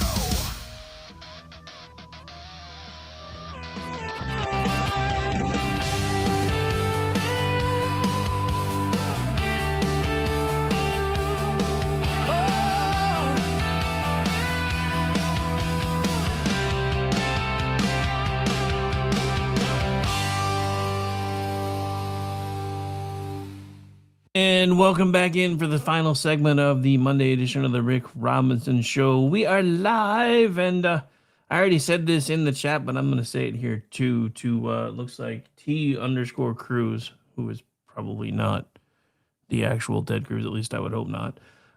Eating too much is a sin too. Doesn't look like that's stopped you. Blame your mom. She likes the cushion, bro. I don't know what else to tell you. All right, so anyway, we're back. We're live. Final moments of the show. Final things to talk about as we get through it here. And we got to talk about this. This is from David Manny over at PJ Media. And this is, again, one of the things that I've been talking about. Because here's Mr. Schumer taking his victory lap on gas prices. Over the past several years, we've watched our gas prices swing widely and wildly. We remember the spikes that stretched family budgets and the sudden political urgency in Washington whenever those numbers climb. Senator Chucky Schumer, Democrat, New York, has launched a new line of attack against President Donald Trump, urging the administration to tap their strategic petroleum reserve in response to rising gas prices. Schumer's comments revive an argument that many voters heard repeatedly during the previous administration, a position that raises an obvious question. Where was that same concern when the federal government drained large amounts of oil from the Strategic Petroleum Reserve during President Joe Biden's term in office? And this is from Mr. Senator himself. The instability created by Trump in this war is already hitting families in their wallets, Schumer said Sunday. NBC New York reported the Strategic Petroleum Reserve is for moments just like this. But Trump, instead of using this tool, which so many other presidents have used to lower prices at the pump, he's saying the market will heal very quickly. Schumer urged Trump to listen to your average driver who's paying 40 cents more per gallon, that prices are healing very quickly. Listen to your truck driver who drives a truck for a living, who has said if the price keeps going up, you may go out of business, and you say, oh, they'll heal very quickly. The SPR serves as the nation's emergency oil supply. Congress created the reserve after the energy shocks of the 1970s so that American presidents could respond to war, supply disruptions, or major economic threats. The reserve sits in vast underground salt caverns along the Gulf Coast and holds hundreds of millions of barrels of crude oil. Under Biden, the federal government carried out one of the largest drawdowns in the reserve history. In 2022, Biden authorized the release of 180 million barrels of oil from the SPR over several months. Administration officials argued that the move would increase supply and help ease rising gasoline prices that had surged during global energy turmoil, otherwise known as Green New Deal bullshit. The drawdown reduced the reserve to levels not seen since the 1980s. Federal energy records showed that the stockpile falling to roughly 350 million barrels, a dramatic decline from the more than 600 million barrels held only a few years earlier. Critics warned at the time that the policy sacrificed long-term readiness for short-term political relief during a midterm election year. Now, Schumer has urged President Trump to release additional oil from the Strategic Petroleum Reserve amid rising gasoline prices. Despite recent polling, Schumer remains Senate Majority Leader and one of the most powerful Democrats in Washington. His message frames rising fuel costs as an urgent burden on American drivers and places pressure on the White House to act quickly. The political timing has drawn scrutiny from energy analysts and lawmakers who recall earlier reserve drawdowns, even though draining emergency supplies to manage retail fuel prices sets a dangerous precedent. The reserve exists to protect the country during a true supply crisis, such as war or catastrophic disruptions to global oil production. President Trump has taken a different approach, repeatedly arguing that the United States possesses abundant domestic energy resources and should focus on increasing production rather than relying on emergency reserves. And I happen to agree with the president. And I'm just going to say this again. If not for the fact that we had started the drill baby drill policies again, how much higher would our fuel prices be right now? Seriously. And I'm sorry, if I have to pay 40 cents per gallon more on average to bring freedom to millions of people, why are we not okay with that? During World War II, we were willing to sacrifice everything to make the world more free. This is a bigger fight than any of you on the left are willing to admit. Because you can't, because then it makes you look like the assholes. As long as this is a regional conflict that is none of our business, you can paint this how you paint it. But none of that is. This has been a regime that has been for 47 years, whether we wanted to admit we were at war with them or not. They had no qualms telling the rest of the world that they were at war with us. And because of our interference in the 50s, that's when all of a sudden it became this idea of first the Saturday people, then the Sunday people. Now, we can't relitigate what happened in the 50s because I wasn't alive yet. And even if I was, there wasn't a damn thing I could do about it. But we can deal with it now. And the simple fact of the matter is, this is a fight that should have been handled a long time ago. And for all of you that keep saying this is about Islamophobia or this is about American hegemony, blah, blah, blah. No, it is not. It is about making the world understand that we're not going to be anybody's bitch anymore. Whether it's Europe, whether it's Russia, whether it's China, whether it's Iran, we are done being people's bitch. And the simple fact of the matter is, and I've been saying this now for almost as long as I've been doing these programs, Iran only understands one thing. Middle Eastern culture only understands one thing, and that is strength. Period, point blank, end of story, end of discussion. As soon as Barack Obama started throwing money at them, they knew they had us. When Biden repeated the same process with a 4-year break with Trump trying to do things differently, they knew they had us again.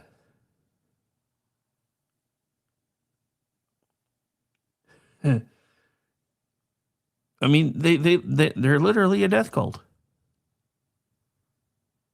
And they're not even a very good one when you think about it. They have been propping themselves up through fear and propaganda that we have been buying into. That apparently not much was true about. I mean, how many of the Ayatollahs have we taken out in the last, what are we at now? A little over a week? Hell, I don't know. I've lost track.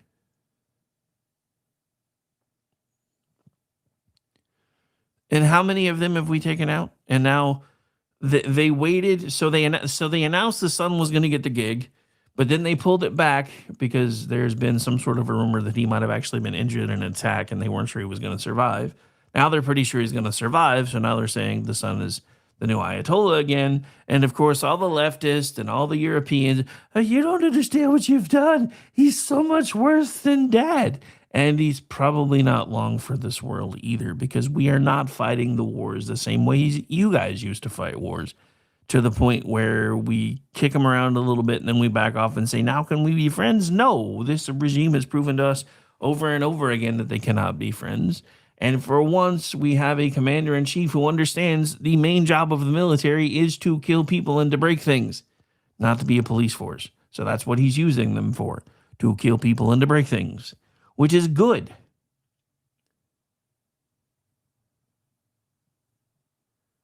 Bubba, I have over 300 people listening on other streams, plus more that will come up later. But you can feel free to leave. That's fine. I don't really care.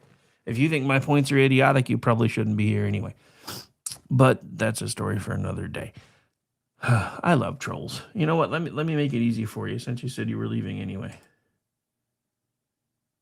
Bye. All right. So let's get things going here. So we got to talk about this. I know I've talked about it before, but I still feel like we need to take another victory lap on this one. So hang on.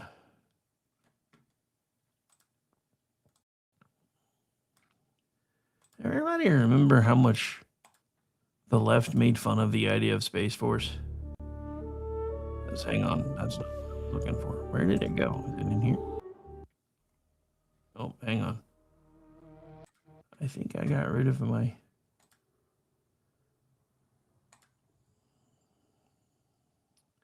There we go. Now I can make it work. Somehow I stacked something, so... All right, so, well, first, I want to leave it on this Chiron for a second. Dim's instincts are always wrong. Kind of like whoever the hell that was. It is, oh, you're making your points to 5 people, blah, blah, blah. Yeah, you don't realize I streamed to like 7 different platforms. So, whatever. Spread out all over the place, and YouTube's the one I'm working on now because I wasn't worried about it before. But anyway. So we're going to talk about this because this is delicious. Space Force was a joke. No one asks how we're going to pay for this Space Force. There's no threat in space. Who are we fighting? Satellites? When Trump talks about Space Force, he makes it sound like we're going to be on a rocket riding to the moon, like Space Force, riding up there and killing aliens. Joke's on them. Space Force is a critical mission right now. They deployed heat-seeking infrared beams that detect missiles the second they launch so that our guys can take shelter when the rockets get neutralized. Space Force is working on U.S. soil, so they're out of harm's way. Thank God. Operation Space Force was a joke. No one asks how we're going to pay for this Space Force. Pretty sure it's already paid for itself. Occasional Cortex. So, again, you can see this all the way back in January of 2019. But again, as usual, the Dems didn't really understand why we were creating a Space Force. I still personally believe that a lot of it might have had something to do with the fact that I think there's more going on in the great unknown than we are ever going to know.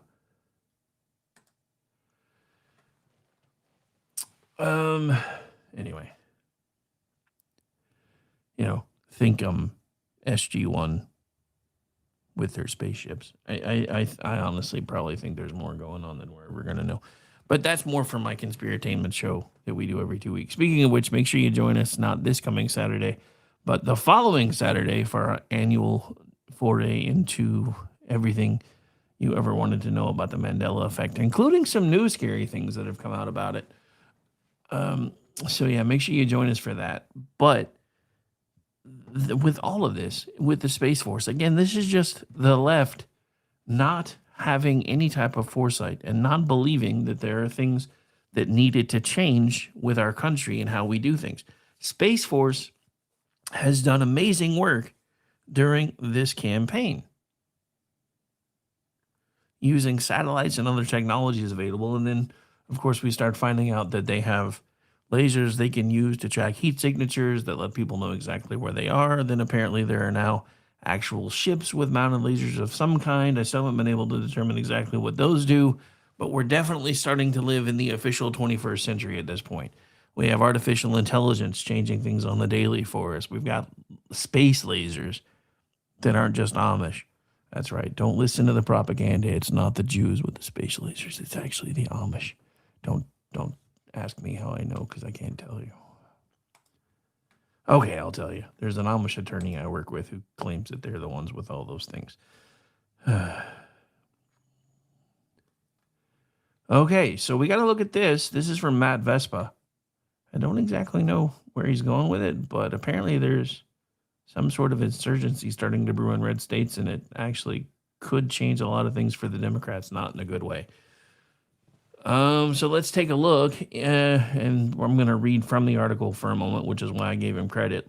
Look, I'm going to chuckle a bit here because it's not like the Senate was ever really in danger of flipping. Sorry, Chuck. It was a long shot back then, and now with these folks getting involved, it's probably done for.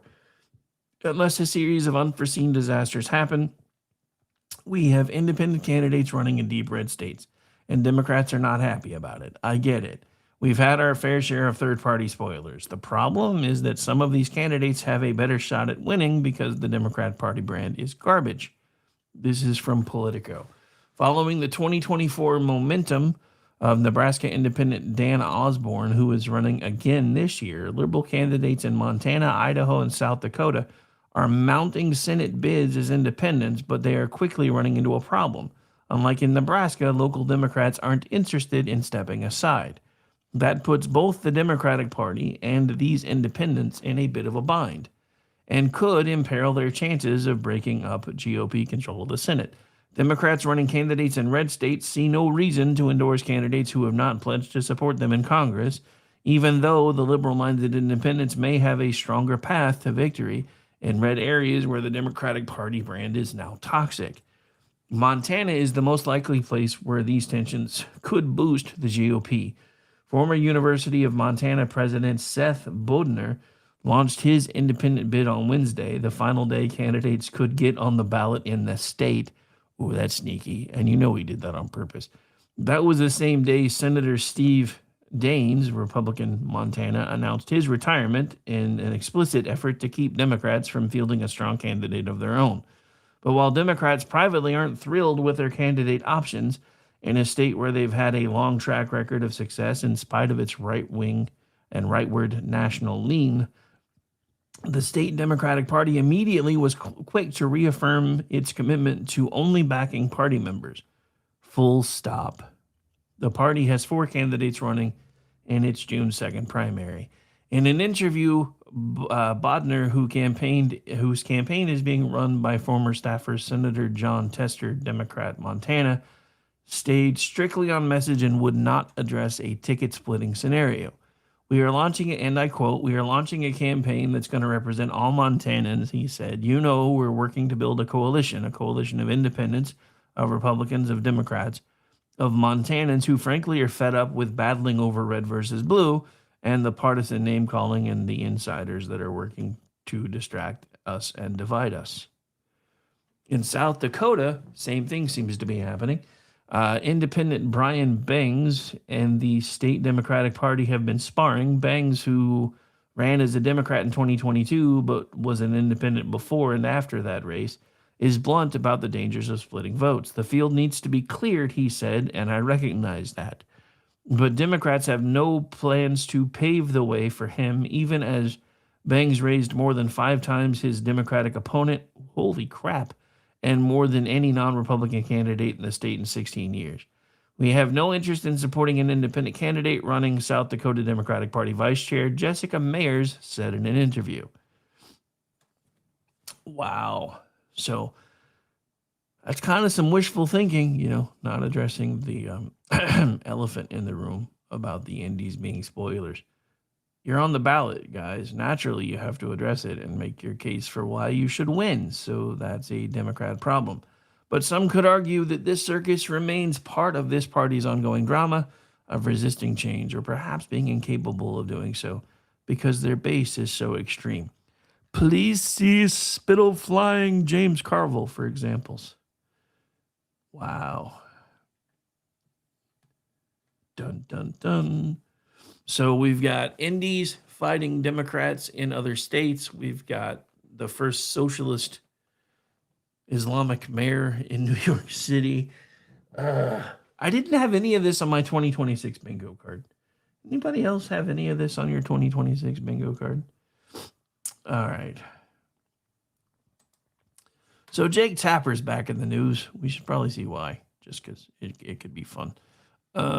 Here's a clip.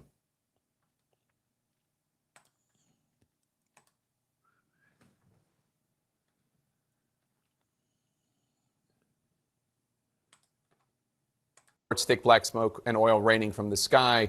One resident told CNN, it, quote, feels like we're suffocating. I know that the president has voiced concern for the Iranian people in the last few months. You are a former energy executive. What are the health impacts from these strikes on fuel sites? Yeah, of course, there's air quality impacts of that, but I would focus on the thousands of American soldiers that the Iranian regime has killed over the years. They opened their regime by kidnapping 66 Americans and holding them hostage for over a year. 3 years later, they killed hundreds of Marines in Beirut, doing nothing of aggression towards Iran. And then they continued that through IED bombs in Iraq. So this is a murderous regime. In fact, they recently killed somewhere between 10 and 30,000 of their own citizens protesting their murderous regime. So that's a far greater worry than a few days of lower air quality in Tehran. They're just not even on the same magnitude. So this is what Tapper's worried about right now, really? Air quality issues? That's what he's worried about. All right, so we're coming to the end of our time together, but there is one more quick hit that I want to show you, and this is going to be Schumer versus Schumer. You'll notice a much younger Schumer in this picture, and you may not believe what he's about to say. Let's admit the truth. Everywhere people go, they're asked for a Social Security card. In fact, one way to prove you're a bona fide person who can have a job is to ask for a driver's license and a Social Security card. This is an anti-fraud amendment. Over where we go, people say, well, why can't you stop illegal immigrants or others from coming here? And the number one answer we give our constituents is when they come here, they can get jobs, get benefits against the law because of fraud. What they are proposing in this so-called SAVE Act is like Jim Crow 2.0. Let's admit the truth. Everywhere people go, they're asked for a Social Security card. In fact, one way to prove you're a bona fide person who can have a job is to ask for a driver's license and a Social Security card. This is an anti-fraud amendment. So wait, back then Schumer was pushing for anti-fraud?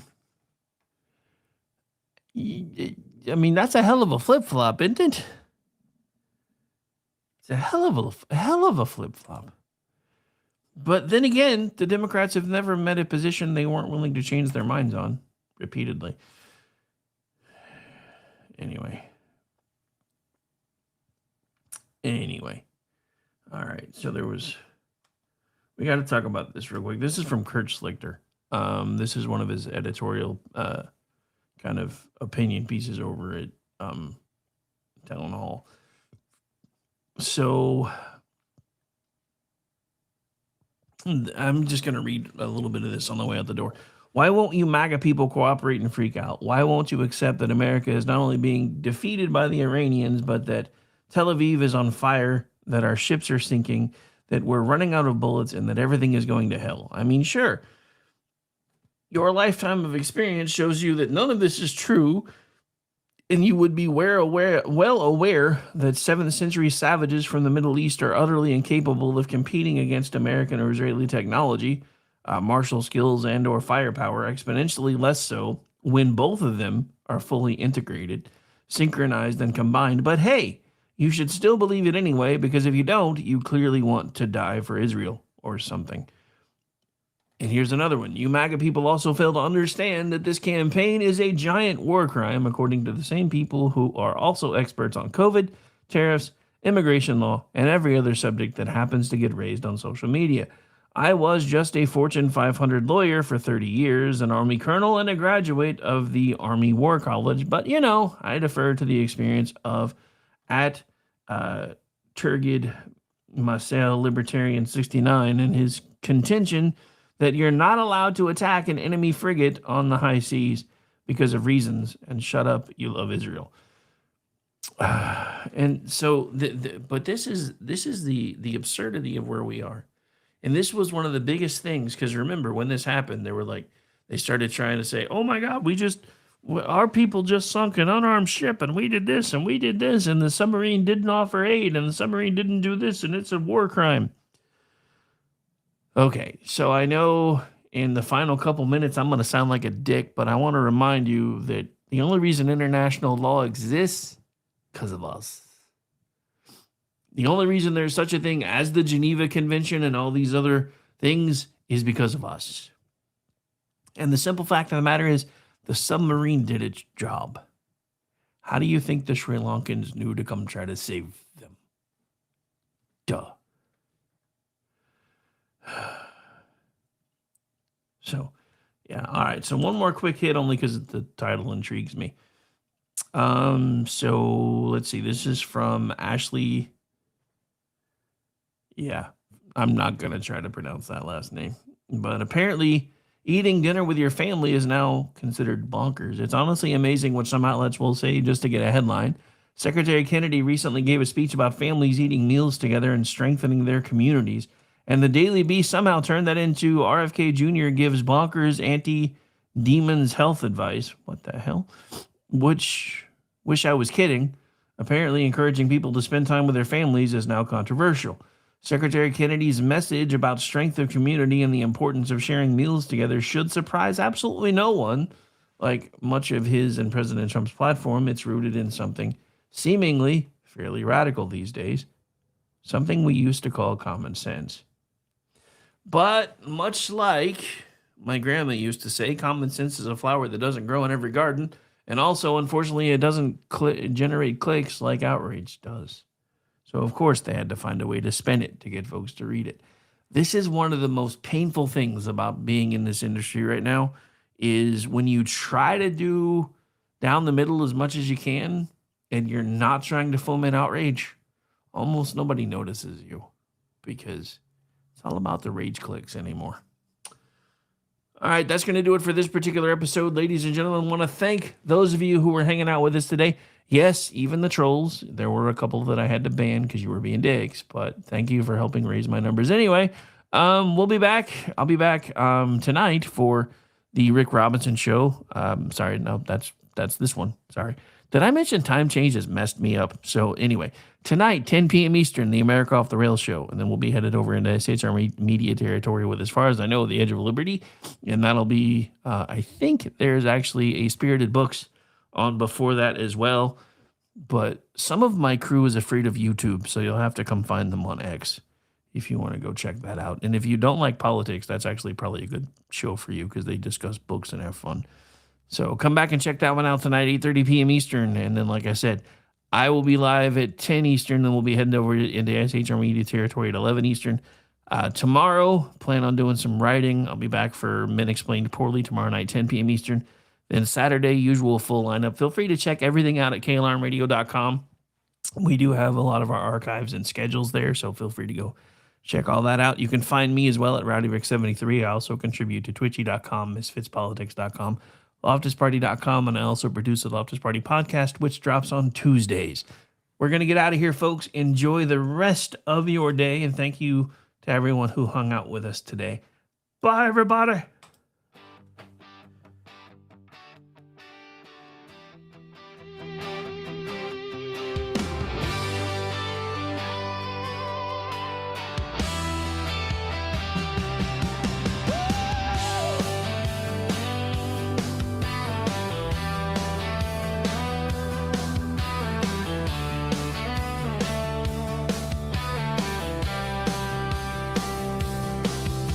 From red dirt roads to the Capitol steps, Rick's calling truth, no time for regrets. Say goodnight, Gracie.